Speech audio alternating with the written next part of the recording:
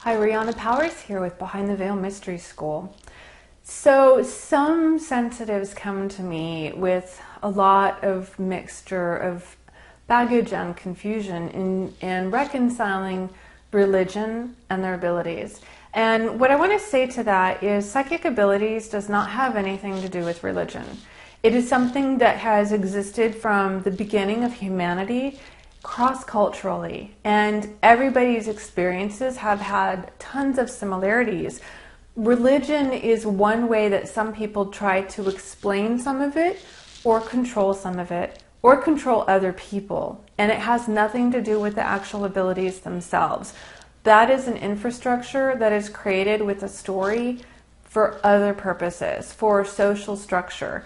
So one of the things that I want to mention to you is not only that, but also every culture in their religion, there's gobs and gobs and gobs of fantastic, mystical, magical, psychic healing and spirit communication. It happens all the time. People talking to angels and communing with them, people going to different planes of energy and feeling oneness and bliss and totally connecting to that. People seeing malevolent spirits and trying to fend those off. Prophecies, channeling. The Bible was channeled. There were spirits that were telling people that information. And it's true of every religious and every tradition all around the entire planet. So why is it that in some instances these are communications with the divine, but then when it happens to little people, then, there's something bad about it? There's a control factor that's there. The people that are trying to control and dominate the spiritual experience are usually profiting from that, and they're usually acting as middlemen, as salesmen, to try to control that channel and that gate and sell things to make money to everybody else. When you develop your own psychic abilities, you don't need that middleman anymore. You are directly communicating to divine source yourself.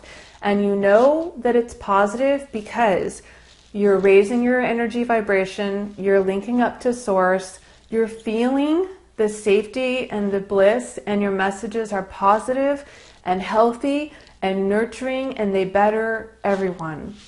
If you're connecting to something that's negative or bad, it's going to be telling you things to hurt people or to take advantage of people. So apply the same moral codes to your spiritual experiences that you do to your life. If you're using energy to hurt people, it's clearly bad. If you are talking to some spirit that you're channeling from that's telling you to hurt people, or it's inciting rage or anger or hatred or depression in you, it's clearly bad. If you're connecting to something positive, the results and the way that manifests are going to only be positive and healthy. And that's how you tell. Judge them by the fruits of their labors. And that is the same judgment, a yardstick that you will use in this dimension, in this world, working with spirit yourself too. So another thing I want to mention is that I believe personally that when a baby is born and it comes into this world and you are holding them and they're brand new and they have these eyes where they see everything in terms of wonder and beauty, and they're excited to be here and they're just filled with love for everyone that they encounter, I believe personally that is our natural state. And that when we're connected to source energy, to divine source, that is the type of state that we come into. We have more experience when we're older, but we'll go back to that state that is sort of reminiscent of that childlike wonder. So if it's really positive like that, we're definitely in the right place. If it feels good to us in our body and to our emotions, if we feel uplifted and expanded and truly happy and balanced and at peace, and we're very stable and we're allowed to love other people unconditionally, it's very good.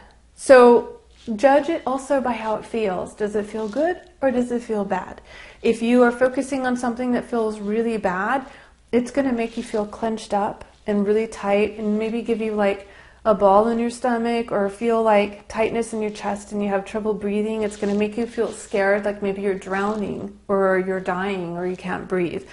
That is bad. So whatever it is that you're focusing on, like, pay attention to how it makes you feel. If it's helping you, if it's bettering your life, you know, it's different when it's baggage of your own that comes up that you have to deal with. That's your own stuff. But as far as connecting spiritually, it should feel really good and happy. And I personally believe that the creative force in the universe did not make any mistakes in how we were designed. If you are born with gifts, you are meant to have that, and it has a beautiful purpose behind it. A beautiful purpose. You might be helping people with advice. You might be helping loved ones who have missing persons. You might be able to do all kinds of things to help people with your abilities. That is not a mistake. No other human being gets to judge what the creative force has put into motion. As long as it's positive and it's helping people, then it's definitely a good thing. So remember that these abilities don't have anything to do with religion. So try to separate that out. Look at a cross-cultural context.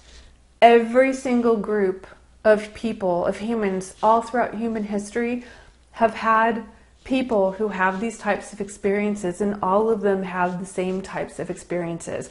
And the ones that are using it for a good purpose are benefiting their community because of that connection. So I hope that this helps to speak to that somewhat. And if you'd like to get some more free information, please click on the link at the end of this video. Tons of free content awaits you.